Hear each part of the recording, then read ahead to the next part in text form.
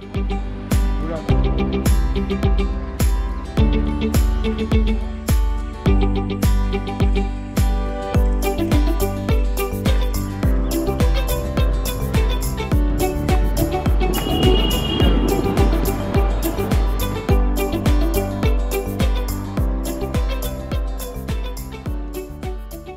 ये धोनी की हुई जी। गजब ग्रिप कैसे? SRMB जैसे। SRMB TMT बार की विन ग्रिप टेक्नोलॉजी सीमेंट के साथ बनाए मजबूत पकड़। Grip is important. আচ্ছা, আপনাদের নিশ্চয়ই মনে থাকবে যে যখন মাধ্যমিক পরীক্ষা শেষ হতো বা উচ্চ মাধ্যমিক পরীক্ষা শেষ হতো তখন টপাররা, যারা ক্লাস টপার, যারা ফার্স্ট বয় ফার্স্ট গার্ল, তারা কি করতো?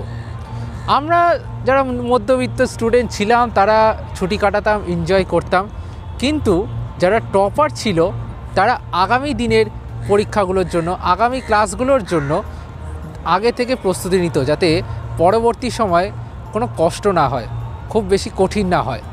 মোহনবাগান সেই ক্লাসের টপার, ইতিমধ্যেই লিগের টপার হয়ে উঠেছে মোহনবাগান। লিগ শিল্ড তারা জয় করেছে এবং দুটো ম্যাচ এখনও বাকি রয়েছে, মুম্বাই সিটি এফসি এবং এফসি গোয়া।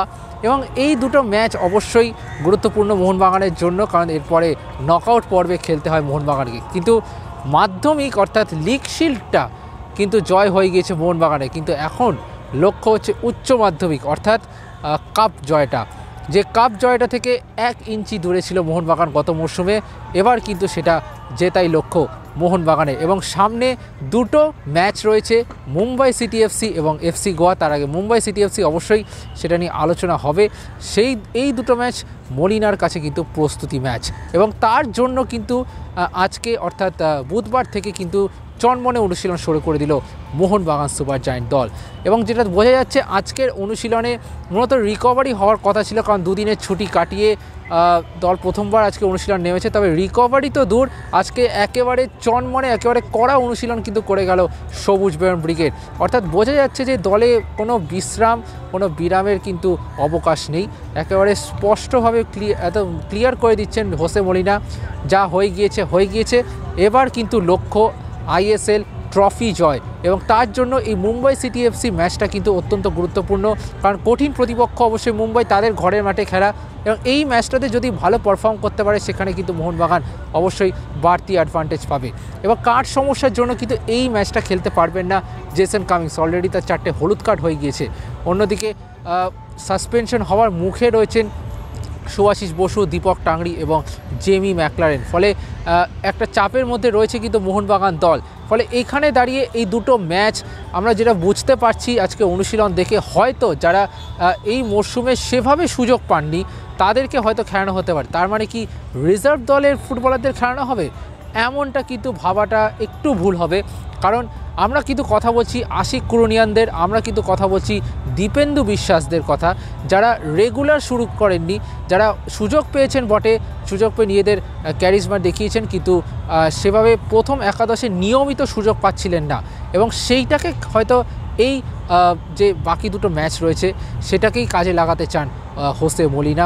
এবং যারা কিছুটা আন্ডার পারফর্মিং, দেখুন এই দলটাতে আন্ডার পারফর্মিং যদি আমি বলি, অবশ্যই সমর্থকরা রাগ করবেন, ফুটবল বিশেষজ্ঞরা রাগ করবেন। আন্ডার পারফর্মিং বলতে যারা বলতে পারে 10 বা 9-10 এরকম একটা, 19-20 এরকম একটা ব্যাপার, সেই তাদেরকে কিন্তু এই ম্যাচগুলোতে ইউটিলাইজ করে তাদের আরও স্ট্রেংথ বাড়ানোর কাজ কিন্তু করবেন হোসে মলিনা। এবং আজকে যে সিচুয়েশন প্র্যাকটিস হয়নি, আজকে মূলত ফিজিক্যাল ট্রেনিং হয়েছে, জিম কিছুটা স্ট্রেংথ ট্রেনিং হয়েছে, এবং তারপরে বল পাসিং এবং নিজেদের মধ্যে ছোটো ছোটো পাসিং করে প্রথমে দুটো গ্রুপে ভাগ করে ফুটবল খেলানো হয়েছে, এবং তারপরে নিজেদের দুটো দলে ভাগ করে খেলানো হয়েছে। এবং যেটা বোঝা যাচ্ছে সিচুয়েশন প্র্যাকটিস নয়, জাস্ট একটা নিজেদের মধ্যে বল প্লেয়িং একটা প্র্যাকটিস কিন্তু করানো হলো। কিন্তু বোঝা যাচ্ছে স্পষ্টভাবে যে হোসে মলিনা কিন্তু সকলকে তৈরি রাখছে, এবং সেই কারণে 2 ঘন্টার কড়া অনুশীলন কিন্তু চললো আজকে যুব ভারতীর অনুশীলন মাঠে। এদিকে কিন্তু সাইড লাইনে দেখা গেল সাহাল আব্দুল সামাদকে, তিনি কিন্তু অনুশীলন করেননি দলের সাথে, তিনি কিন্তু সাইড লাইনেই পুরো সময়টা ছিলেন। এবং যে অবস্থা বোঝা যাচ্ছে তাতে হয়তো মুম্বাই ম্যাচটাতে খেলতে পারবেন না সাহাল আব্দুল সামাদ। আর মোহনবাগান দল তারা কিন্তু টপার, ফলে এই দুটো ম্যাচ কিন্তু তাদের কাছে অনেকটা বলা যায় যে এবিটিএর টেস্ট পেপারের মতো, যে এবিটিএর টেস্ট পেপারে আমরা যখন সলভ করতাম সবসময়, সেরকম এবিটিএর টেস্ট পেপার কিন্তু এই মুম্বাই সিটি এবং গোয়া ম্যাচটা। এবং সেখানে মুম্বাইয়ের বিরুদ্ধে জেতাটাই লক্ষ্য হবে মোহনবাগানের। আরও বেশি পয়েন্ট, আরও দুটো ম্যাচে যদি 6 পয়েন্ট হয়ে যায়, রেকর্ডটা আরও বেড়ে যাক না, ক্ষতি কী? মোহনবাগানেরই তো সেই রেকর্ডটা থেকে যাবে, আর সেটাই এখন লক্ষ্য সবুজ মেরুন ব্রিগেডের।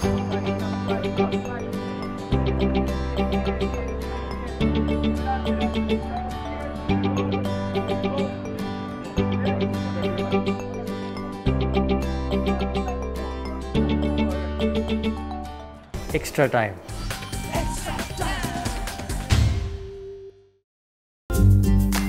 লেটেস্ট নিউজ আর এক্সক্লুসিভ ভিডিওর সঙ্গে আপডেট থাকতে এখনই সাবস্ক্রাইব করুন আমাদের ইউটিউব চ্যানেল।